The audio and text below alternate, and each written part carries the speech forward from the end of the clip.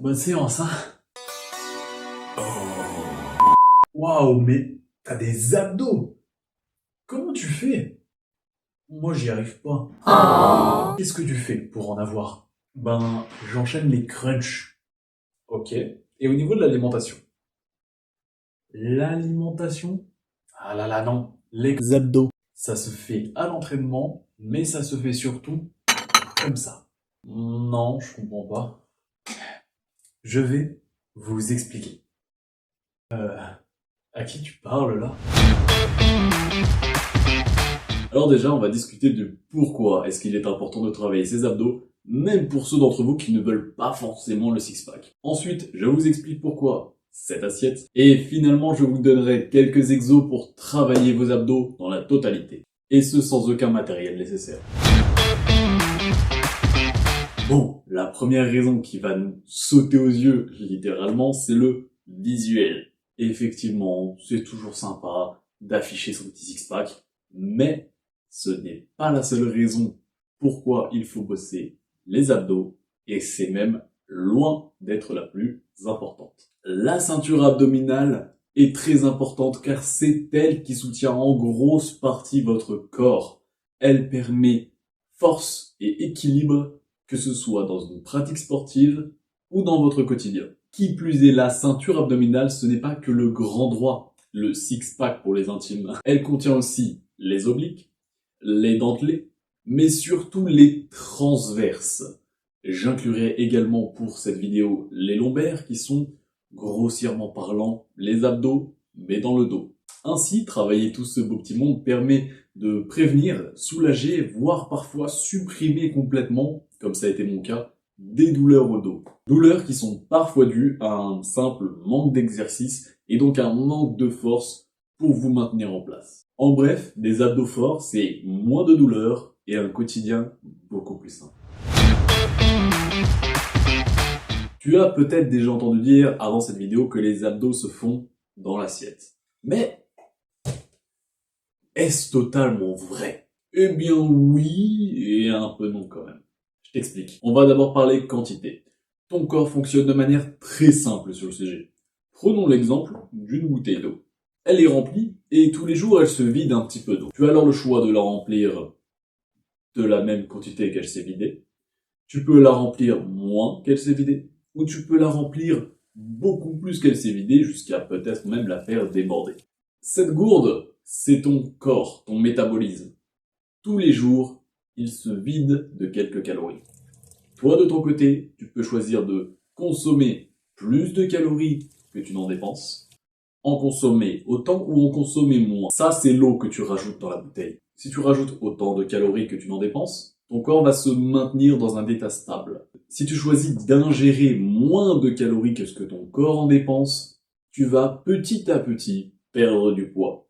Et à l'inverse, si tu en consommes plus que ce que tu n'en dépenses, ton corps va utiliser ce surplus calorique pour créer de la masse. La qualité de tes repas et ton activité physique vont quant à eux décider de ta santé, de l'état de ton métabolisme, mais également de la nature de la masse que tu pourras prendre. Est-ce que ça va être du gras ou est-ce que ça va être du muscle? Petite parenthèse pour tous ceux qui sont en prise de masse, évidemment, si vous créez du muscle, vous allez créer un petit peu de gras à côté. Mais, tant que votre diète est propre et que vous êtes régulier sur l'exercice, vous créerez en majorité du muscle. Pourquoi je vous raconte tout ça? Eh bien, tout simplement parce que être en déficit calorique, donc manger moins de calories que ce que l'on dépense, ça fait perdre du gras. Et donc, apparaître le fameux six-pack. Pour autant, ça ne renforce pas les abdos. Attention. Attention également, je ne dis pas qu'il faut se priver. Il faut savoir aussi se faire plaisir, c'est comme ça qu'on tient sur le long terme. D'ailleurs, la vidéo de la semaine prochaine est consacrée à ce sujet. Passons maintenant à la partie marrante, l'exercice. Enfin marrante. Je sais que pour beaucoup d'entre vous, c'est loin d'être la partie qui vous amuse le plus. Eh bien ça aussi, on en parlera la semaine prochaine. Je vais vous donner quelques exos pour travailler toutes les parties que je vous ai citées un petit peu plus tôt dans la vidéo. Ce que je vous conseille, c'est de les tester un petit peu tous et de garder ceux avec lesquels vous vous sentez le plus à l'aise. Premièrement, les lombaires. Travaillez-les sans être brusque, avec contrôle, et vous me remercierez plus tard. Pour cela, vous pouvez faire des extensions lombaires, du gainage Superman statique ou dynamique, ou du pont. Ce dernier exercice est d'ailleurs beaucoup plus simple pour ceux qui ont déjà des douleurs lombaires. Généralement, il vous convient mieux.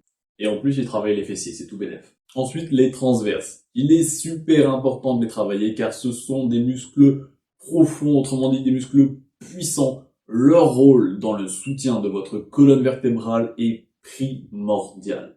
Également, pour ceux qui recherchent plus le ventre plat que le six-pack, c'est ça qu'il faut travailler, pas le grand droit. Pour travailler ces fameux transverses, je vous conseille tout d'abord le stomach vacuum. C'est un exercice assez complexe, il doit être exécuté correctement. Donc si vous voulez, je vous ferai une petite vidéo sur le sujet. Ceux que ça intéresse, mettez-le en commentaire. Et puis ensuite, je vous donnerai comme conseil de pratiquer tous les exos qui vous demandent de remonter vos jambes ou vos genoux éventuellement vers votre corps. Pour ce qui est des obliques, ça se voit un petit peu dans l'exercice. C'est-à-dire que si vous devez vous tordre un petit peu comme ceci pour réaliser l'exercice, vous travaillez probablement les obliques. Les travailler donc avec ce genre d'exercice vous permettra d'afficher un physique qui paraîtra beaucoup plus symétrique. Et finalement, le petit chouchou, le grand droit, le six-pack. Pour savoir comment le travailler, on va d'abord s'intéresser à sa fonction, à savoir s'enrouler autour de vous-même tel un escargot. Si les crunchs peuvent effectivement travailler cette partie des abdos, j'aurais tendance à ne pas les recommander, surtout pour les femmes. Effectués en grosse quantité, ils ont tendance à écraser les organes que vous avez dans le bas-ventre. Privilégiez donc le gainage par exemple, mais attention, avec une bonne posture que je décrirai. Si ça vous intéresse, mettez-le en commentaire dans une petite vidéo, et pas plus de 20 secondes, même si vous sentez que vous pouvez en faire plus. Mieux vaut faire plusieurs séries de 20 secondes que une plus grande série.